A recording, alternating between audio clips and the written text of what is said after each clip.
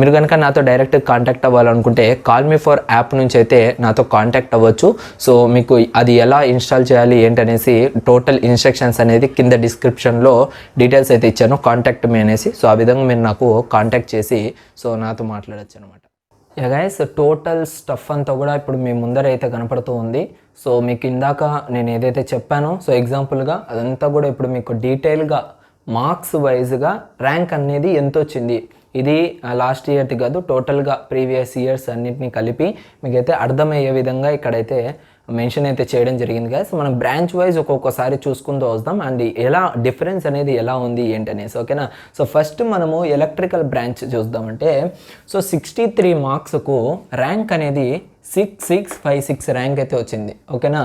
So అదే 68 మార్క్స్కు 5524 rank అనేది రావడం జరిగింది.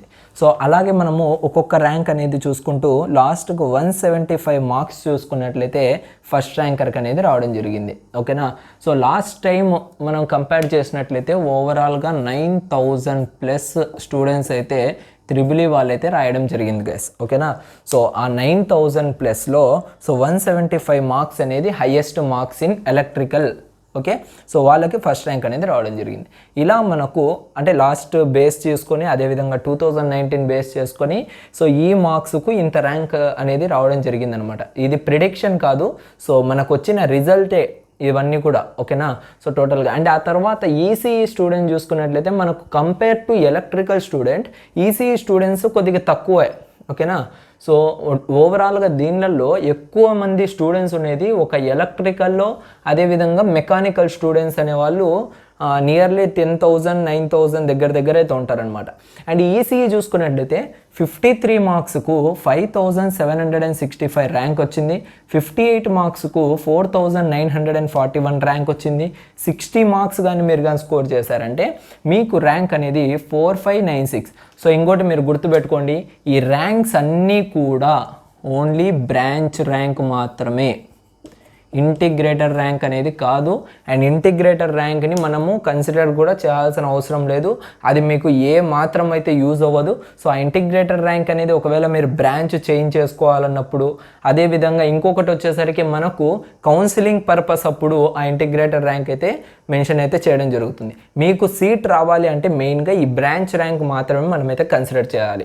అండ్ ఆ తర్వాత 75 మార్క్స్కు 1784 ర్యాంక్ అయితే వచ్చేసింది. సో దీనికి డిఫరెన్స్ అనేది 15 మార్క్స్ తేడా.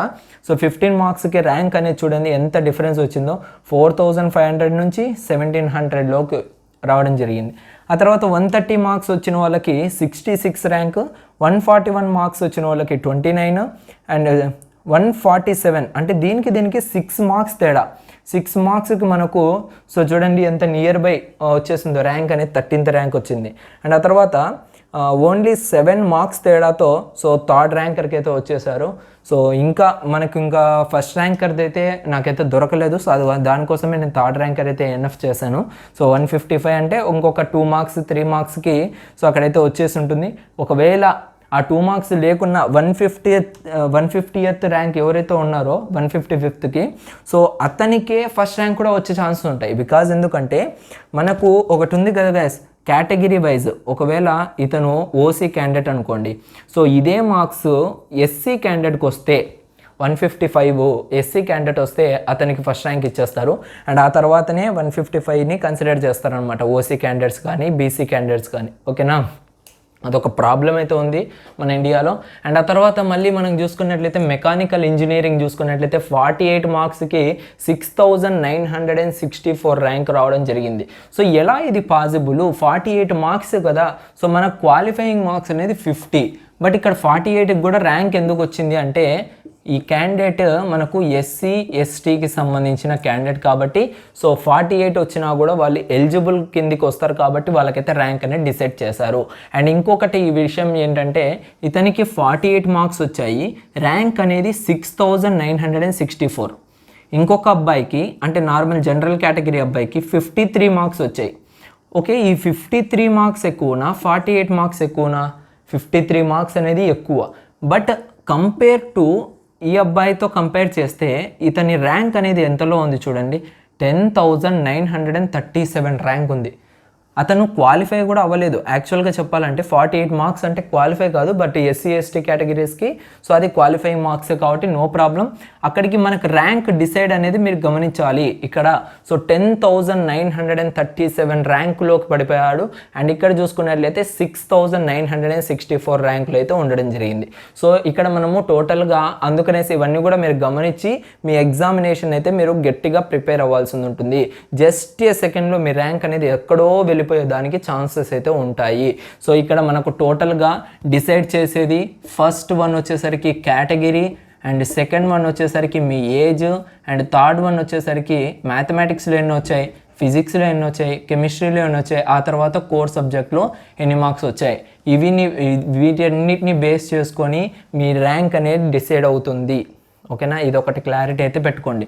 ఆ తర్వాత 64 మార్క్స్ వచ్చిన అతనికి 7,649th ర్యాంక్ అయితే రావడం జరిగింది.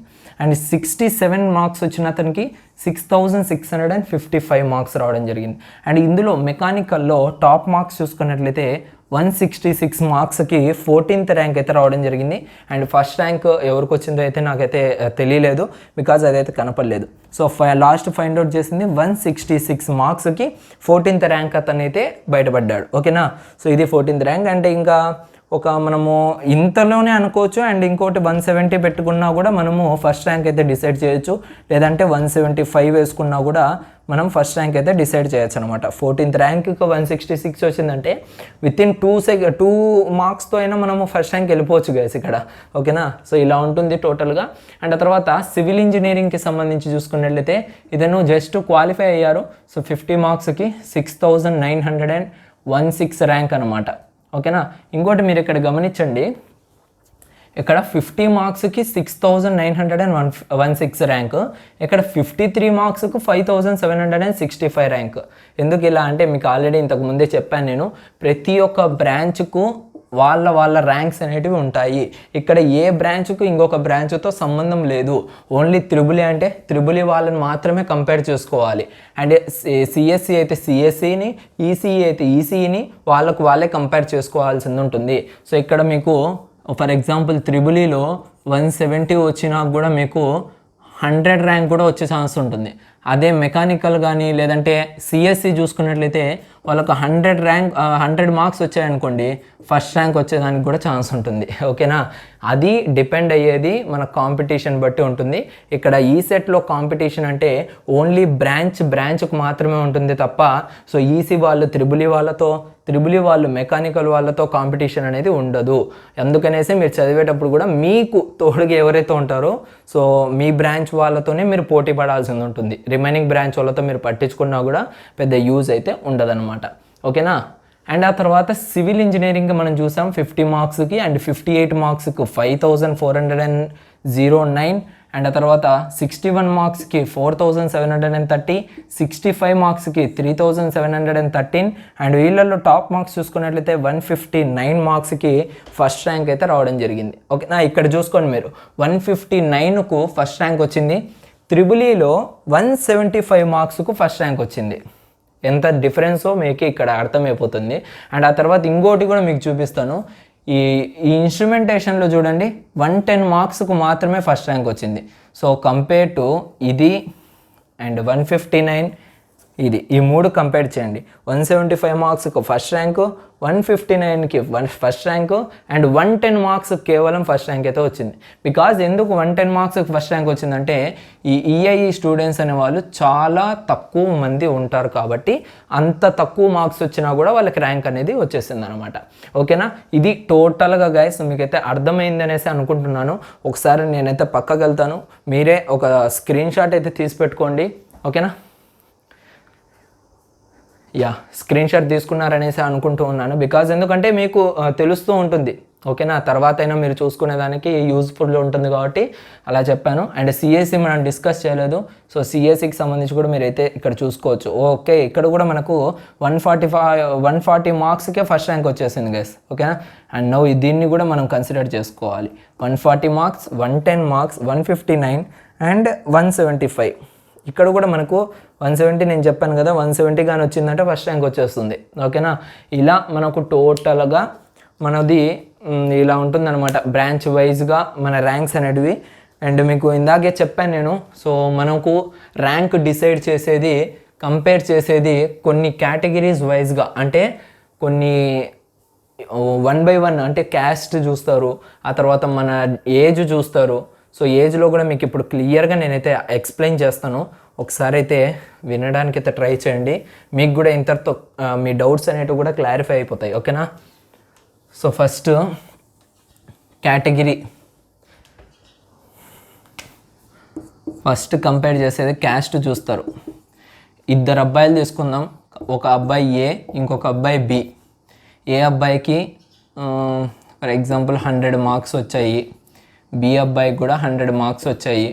ఈ బి అబ్బాయి మాత్రము జనరల్ కేటగిరీ, సో ఏ అబ్బాయి మాత్రము ఎస్సీ, ఎస్టీ, బీసీ అట్లా అనుకుందాం, ఓకేనా. ఫర్ ఎగ్జాంపుల్ అంటే మీకు ర్యాంక్ అనేది ఎలా క్యాలిక్యులేట్ చేస్తారు వీళ్ళు అనేసి మీకైతే చూపిస్తాను.